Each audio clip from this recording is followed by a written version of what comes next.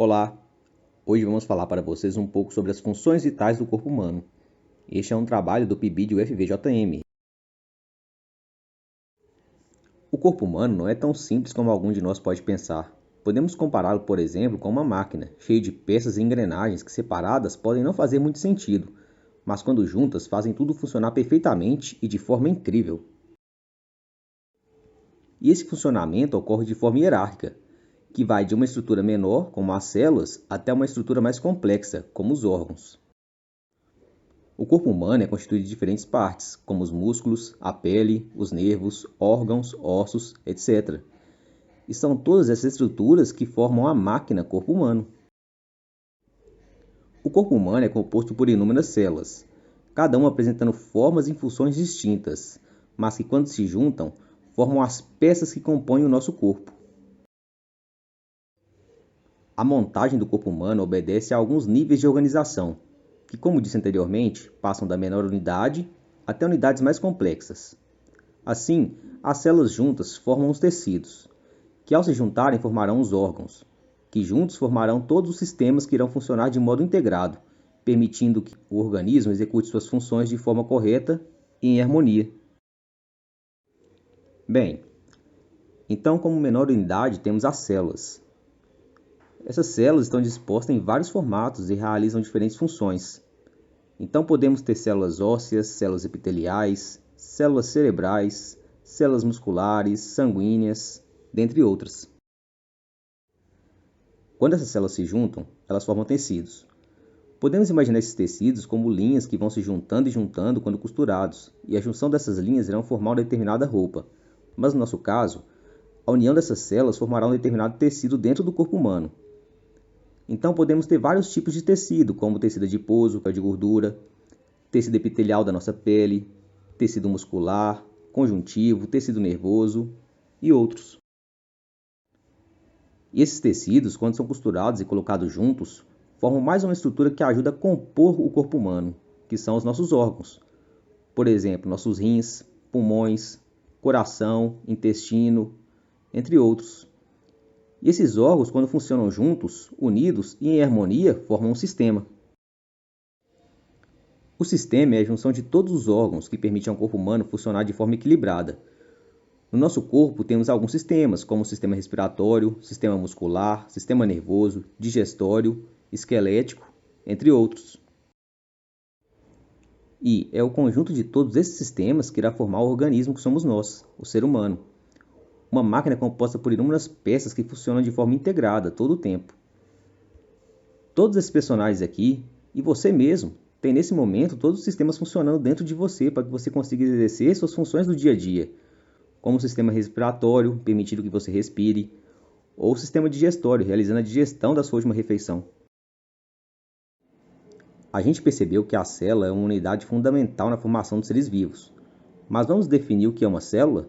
Então, célula é a menor unidade funcional de um organismo. Isso quer dizer que a menor estrutura que funciona por conta própria em um organismo é a célula. E dentro dessa célula, há também estruturas menores, que funcionam de forma interdependente entre elas.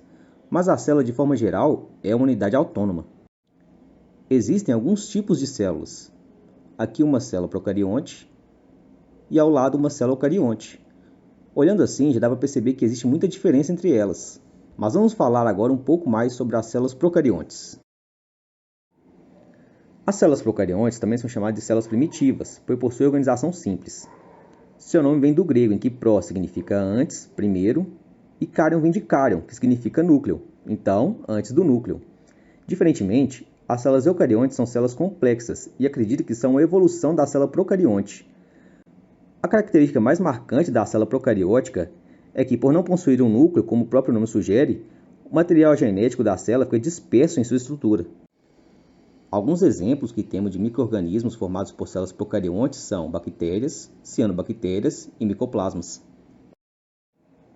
A célula procarionte é dividida em cápsula, que é a camada que reveste a célula externamente, o citoplasma, que é uma substância gelatinosa que permite manter o formato da célula, o flagelo, que possibilita a locomoção da célula, a membrana plasmática, que controla a troca de substâncias da célula com o meio em que ela se encontra, a parede celular, que é a que confere a forma da célula, Temos o pilus, que possibilita a fixação, que a bactéria se prenda ao meio, e o ribossomo, que é a estrutura responsável pela produção de proteínas.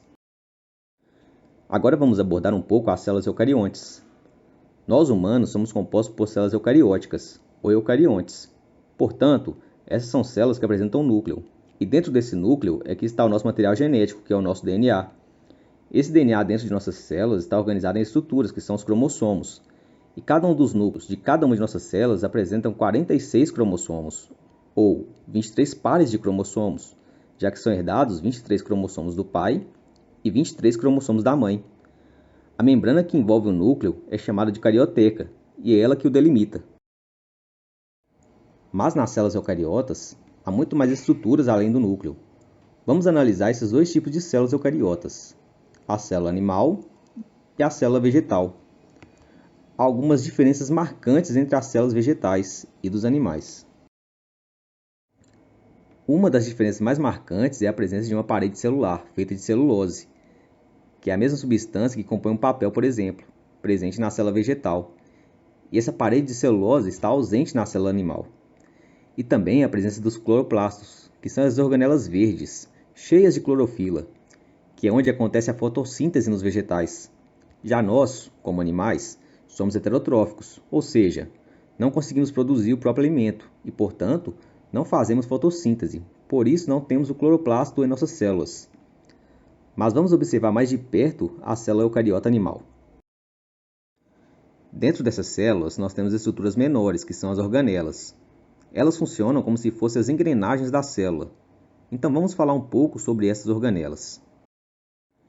A primeira organela que vamos falar será a membrana plasmática. A membrana plasmática garante a individualidade da célula, ou seja, faz com que uma célula não se junte à outra, tornando-a uma unidade independente. Além disso, a membrana seleciona as substâncias que entram e saem da célula. Graças a essa função, dizemos que a membrana possui permeabilidade seletiva, ou seja, é capaz de selecionar as substâncias que vão atravessá-la. Essa característica impede que substâncias ruins entrem na célula e aquelas que a célula precisa não saiam.